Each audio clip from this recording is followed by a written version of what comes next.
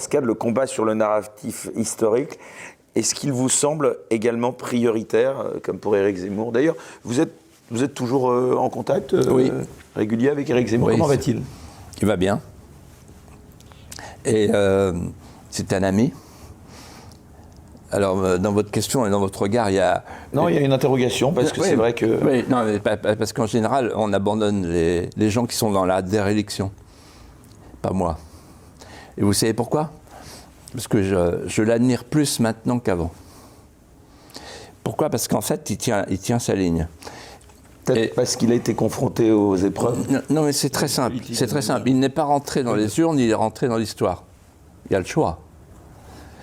Qu'est-ce qui vous fait dire ça? C'est quand même un terme... Oui, alors, il n'est pas rentré dans les urnes, ça n'aurait échappé à personne. Pas besoin d'explication. Pas rentré à l'Assemblée non plus. Il est rentré dans l'histoire. Vous savez, il y a tant de gens qui sont rentrés à l'Assemblée et qu'on a oublié. Hein. Bon.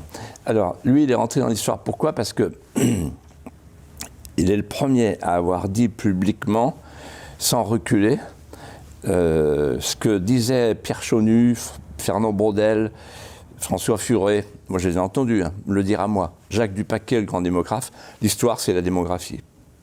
Et il a osé dire, on est en voie d'être remplacé. C'est la population. Donc on peut parler de francocide comme il en parle, oui. Selon vous? Alors, sur le francocide, c'est intéressant ce qu'il dit. Il dit, voilà, quand un homme tue une femme, il peut arriver que ce soit un fait divers, c'est-à-dire une passion amoureuse. L'amour porte l'orage. Mais à ce moment-là, on appelle ça un féminicide. Et quand un malfrat, qui n'a rien à faire chez nous, en situation irrégulière, tire sur un policier et le tue, on dit c'est un fait de société. Et lui, il dit, moi j'appelle ça un francocide, ça me paraît assez cohérent. Voilà. Et donc, le grand remplacement, il se fait sous nos yeux, il suffit d'aller dans la rue. Le grand remplacement, vous pensez que c'est un plan décidé par des gens ou que c'est un phénomène naturel? Alors, je pense que c'est les deux. C'est que quand vous abolissez votre frontière, confère l'Europe, les gens viennent de partout. C'est la nature à hors du vide. C'est naturel. Et ensuite, il se trouve que nos hommes politiques et la Commission de Bruxelles... Mais quel intérêt alors à promouvoir ce type de bouleversement? Ah, c'est très intéressant votre question.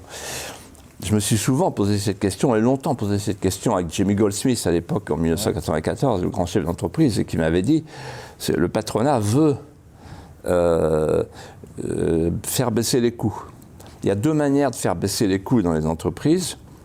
Soit on délocalise, d'où le traité de Marrakech qui accompagne le traité de Maastricht, il y a 30 ans. On délocalise donc pour pouvoir exploiter plus facilement des gens, les enfants indiens qui fabriquent nos pulls verts.